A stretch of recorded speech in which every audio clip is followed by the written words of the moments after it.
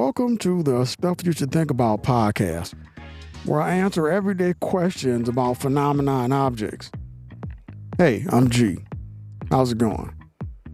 Today I want to clear up a phrase that sounds way stranger than it really is. Corporate personhood. And, as soon as people hear that, it sounds like somebody is saying a company is literally a person. Like it has a face, birthday, opinions, maybe a favorite sandwich. That is not what this means. What it means in the simple legal sense is that a corporation can be treated as a legal person for some purposes. Some purposes, not all. That's the whole key. It's a tool the law uses so a corporation can act as one unit instead of as this constantly shifting pile of owners, managers, workers, and investors. So think about a business that sets up as a corporation. If that corporation wants to buy a building, who owns it? The practical answer is the corporation does. If it wants to sign a contract with a supplier, who signs and is bound by that contract? The corporation. If somebody says the company broke that contract, who gets sued? Again, the corporation. And if the company needs to bring a lawsuit, it can do that in its own name too. That's really the everyday reason this idea exists. It's not mainly some philosophical thing. It's administrative. It's practical. It keeps commerce from turning into a total mess.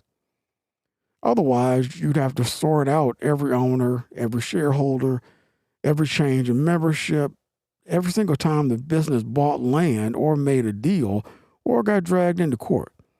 I mean, that would be exhausting. A corporation in this sense is like a legal container. That's a terrible analogy. Let me try it again. It's more like the law gives the organization its own name tag so everybody knows who they're dealing with.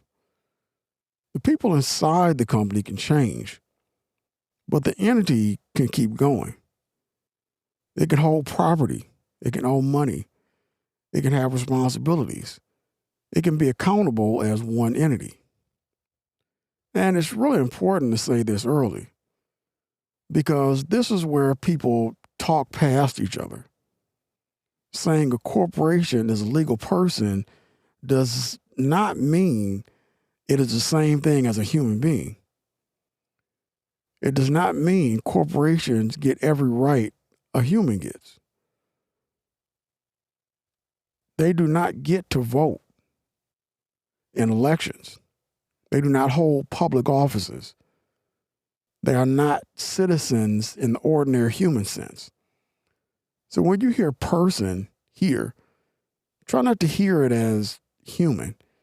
Hear it as recognized by law as an entity that can have certain rights and duties. That's the calmer, more grounded version of it. A corporation can own a warehouse.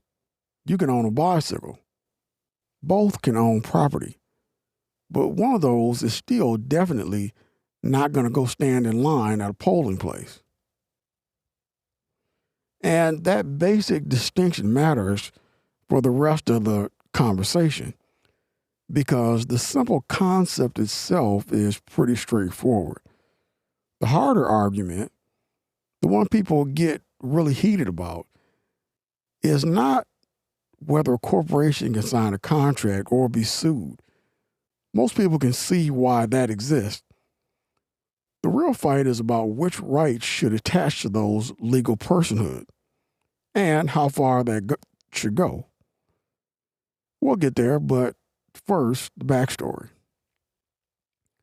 So, where did this come from?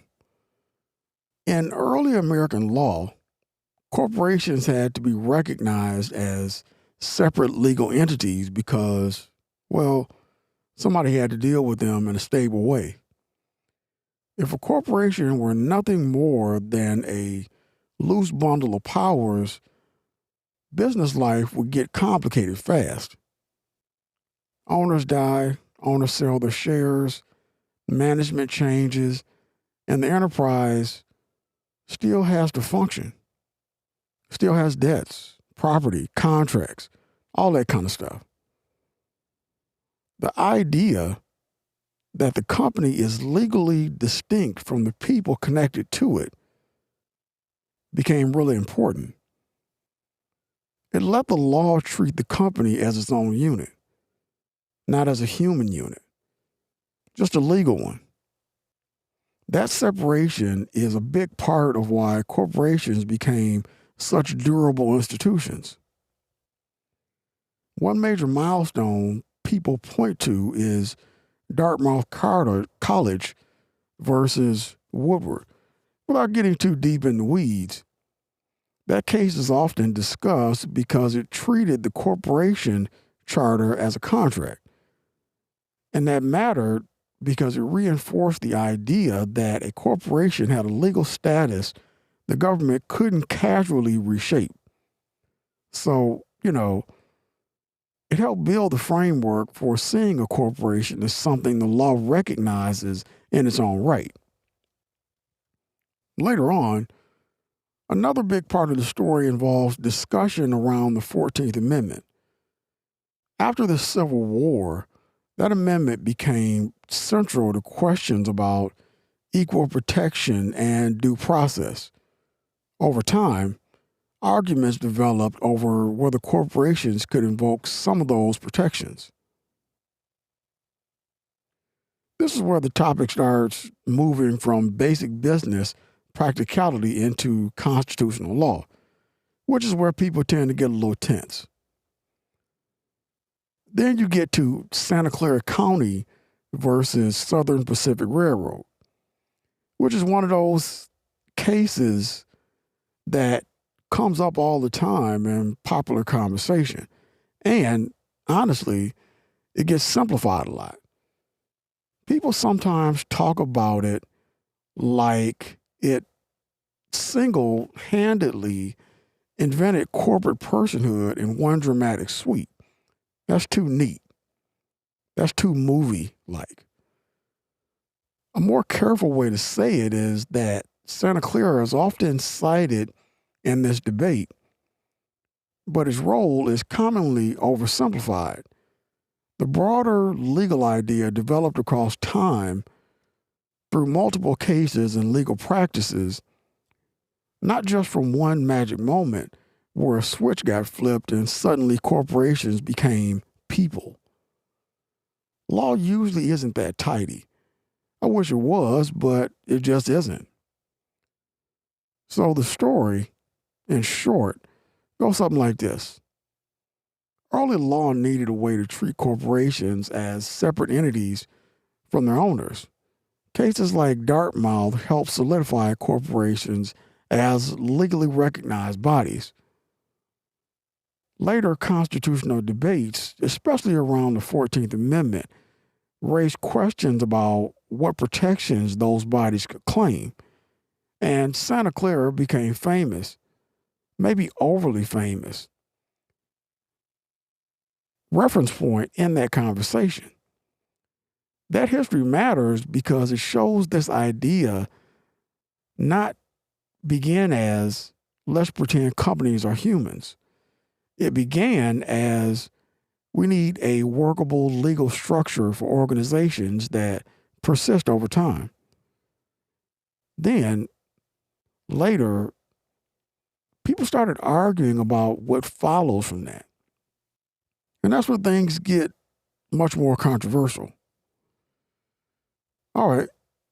So once a corporation is recognized as a legal person for some purposes, the next question is, which rights does it actually have?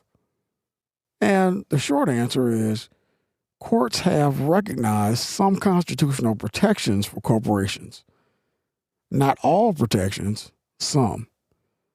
In general, We're talking about things tied to property, due process, and in some cases, speech related rights. The property and due process part can feel easier to understand.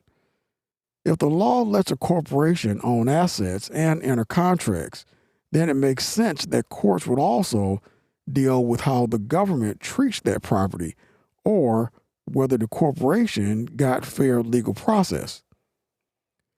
That follows pretty naturally from the corporation existing as a legal entity in the first place. Where people really start arguing is speech, especially political speech. Because now we're not just talking about warehouse deeds and court paperwork. We're talking about influence. We're talking about public debate. And, that's where a lot of people feel the temperature rise. One important case here is First National Bank versus Bellotti. That case is often cited as part of the expansion of corporate speech rights in the political context.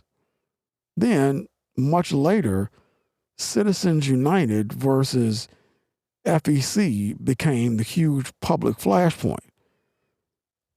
That case is widely known for holding that corporations have speech related protections in the context of political spending. And that's when a lot of people who may never have thought about corporation personhood before suddenly heard the phrase and thought, wait, what's going on? And I get why. Because the basic legal concept and the political controversy are related, but they're not the same thing. A corporation being able to own property, sign a lease, or appear in court as one entity, that's one level of conversation.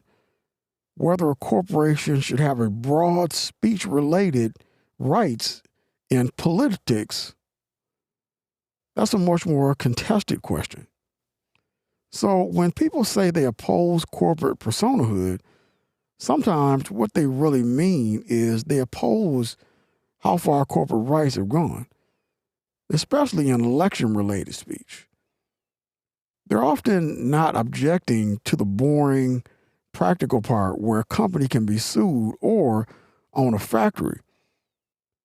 They're objecting to the scope of constitutional protection, particularly where money and politics meet. That's why it helps to separate the simple definition from the bigger fight. The simple definition is just a corporation can be treated as a legal person for certain purposes. Neutral, functional, pretty ordinary, honestly. The bigger controversy is about limits. Which rights should corporations have? Which should they not have? And how should courts draw the line? So, yeah, if this topic has ever felt muddy, that's usually why. People are using the same phrase to talk about two different things: a basic legal framework and a broader political argument over how powerful corporations should be in public life. And that's the heart of it. Corporate personhood does not mean a corporation is an actual human being. It means the law treats it as a person for certain purposes. The real debate is about how far that treatment should be extended. We'll leave it there for today. And, we'll keep untangling stuff like this next time. I'm G. I'm out.